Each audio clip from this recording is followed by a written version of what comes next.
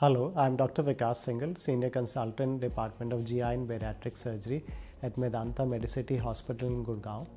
तो आज मैं डिस्कस करना चाहूँगा कि हाइटस हर्निया क्या होता है और इसका इलाज क्या होता है।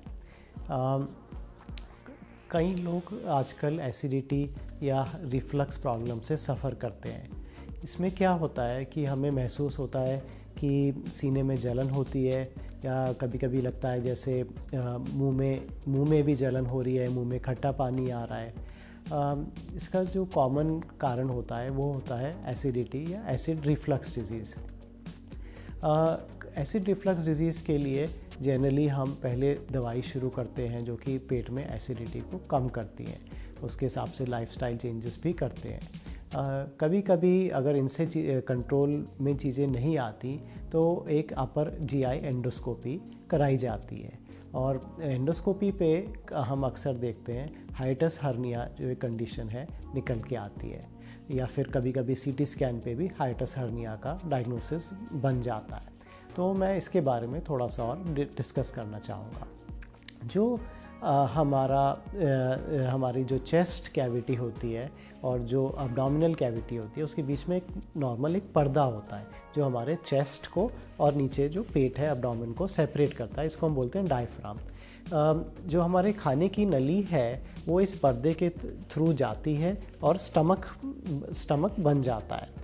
तो जब अगर इस पर्दे में हम देखते हैं जो ये नॉर्मल पार्ट है जहाँ से जो फूड पाइप है इसोफेगस वो जाके स्टमक बनता है, अगर वो पार्ट लूज़ है तो स्टमक हमारा ऊपर छाती में ऊपर को तरफ आ सकता है। इसको हम बोलते हैं हाइटस हर्निया। जो हाइटस है डायफ्राम में, जो पर्दे में जो एक नॉर्मल हाइटस है, गैप है, वो वहाँ पे एक हर्निया बन जाता है।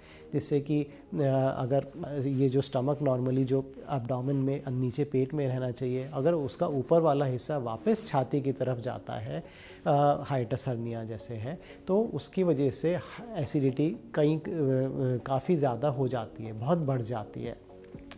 So what we see that hiatus hernia is something that is commonly associated and leads to acid reflux disease or GERD, gastroesophageal reflux disease. One of the treatments of reflux disease, if it is associated with hiatus hernia, if it is not getting controlled on medicines, is surgery to treat the hiatus hernia itself.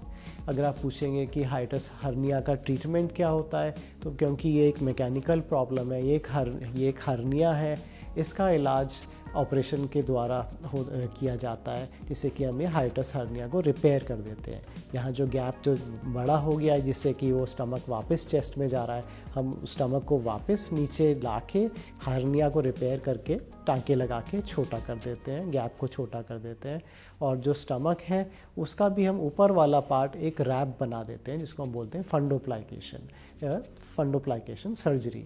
So these are technical terms, but अगर मैं आपको सरल करके समझाना चाहूँगा तो फिर उसका यही विश्लेषण है कि अगर हाइटस हर्निया छोटा है और अगर रिफ्लक्स प्रॉब्लम ज़्यादा नहीं है, तब तो हम उसको मेडिसिन से कोशिश कर सकते हैं कि दवाइयों द्वारा ही रिफ्लक्स प्रॉब्लम का हम इलाज कर पाएँ।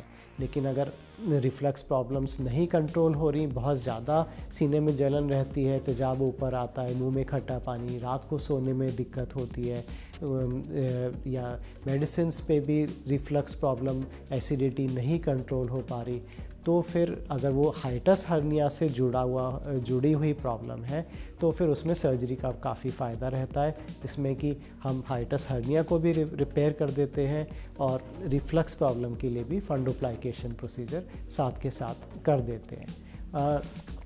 सो द मैसेज जो मैं इसमें देना चाहूँगा वो यही है कि अगर आपको रिफ्लक्स या एसिडिटी की प्रॉब्लम बहुत ज़्यादा है जो कि दवाइयों पे नहीं कंट्रोल हो रही, तो आप एक एंडोस्कोपी करा के देख सकते हैं अपने डॉक्टर की सलाह से कि आपको हाइटस हर्निया की प्रॉब्लम तो नहीं है। अगर रिफ्लक्स हाइटस हर्निया के साथ जुड़ा हुआ है तो फिर हमें कई बारी उस कंडीशन में सर्जरी दोनों ही प्रॉब्लम के लिए इकट्ठे कंसिडर करनी पड़ती है to help you improve your quality of life especially if the problem is not getting control on the common medications that are given for reflux disease. So I hope I have been able to explain what is a hiatus hernia and when is it that the hiatus hernia may need surgery to treat the problem.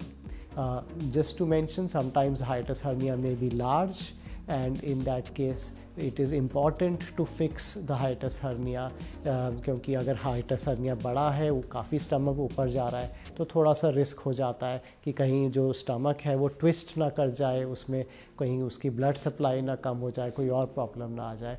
तो yes, बड़े size hiatus hernia, large size of hiatus hernia में हमें generally surgery करनी ही रहती है. तो hopefully I have been able to put across the message about when a hiatus hernia will benefit from surgery. Thank you.